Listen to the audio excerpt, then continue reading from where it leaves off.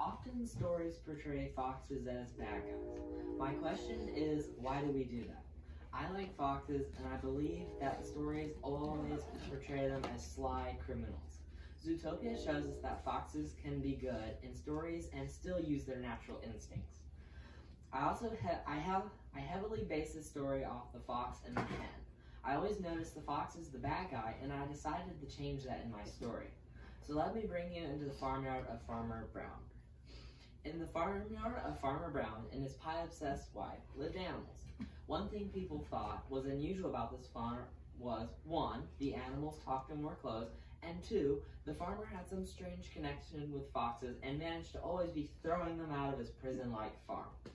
Chicky, you can guess what animal she is, loved shopping with friends who were just like her, and lived in a peaceful coop close to the gates. She always managed to have her beak in everyone else's business, and was always complaining about something. And as the neighbors figured out, she was all talk and no peck. Foxy, please don't make me tell you what animal she was clever. She loved sneaking into the garden and had many ways of getting in. She could code, thanks to YouTube, and read because she practically lived in a kindergarten classroom for a year, and the reason, no one really knows. Foxy never wanted to harm, she just loved watching other animals at work. She never really interacted with chickens until a cloudy summer morning. Chicky, on a cloudy summer morning, which was upsetting her very much, passed the bakery. Chicky, who was out to buy bread for her LCC, Ladies Chicken Club, and was astonished how much bread cost. She couldn't believe the nerve of Oinky the baker. She noticed he was talking down the street to Sammy the squirrel. Maybe I could take it, thought the chicken, looking in each direction. Foxy, who had been watching a coding video on YouTube, was in the roof listening in. As Chicky reached to grab the bread, Foxy dropped to the ground. Chicky was shocked. Foxy said, "Stealing is not okay." "You're just a fox," said Chicky with an ugly smile. Fox said again, "Stealing is not okay." And Chicky screamed, "Fox, fox, fox, she's attacking, help!"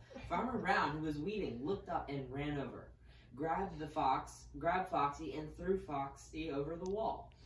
Foxy woke up alone, covered in dirt. She knew one thing. She did the right thing, and even though foxes are portrayed as a bad guy, she knew she didn't have to be one.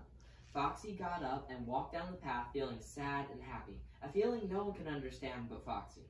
5 months later, Foxy was reading a newspaper. For the kids reading this, a newspaper is like a broken, boring iPad with words stuck on it.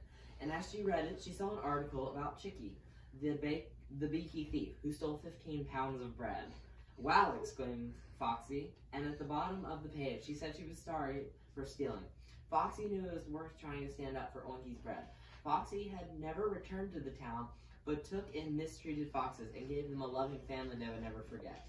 Foxy never told anyone about running into the chicken, but Foxy knew that Chicky was thinking about her from Clucktown Jail. So the reason is that even though the world puts a label that says you're bad, doesn't mean you have to read the label and be bad.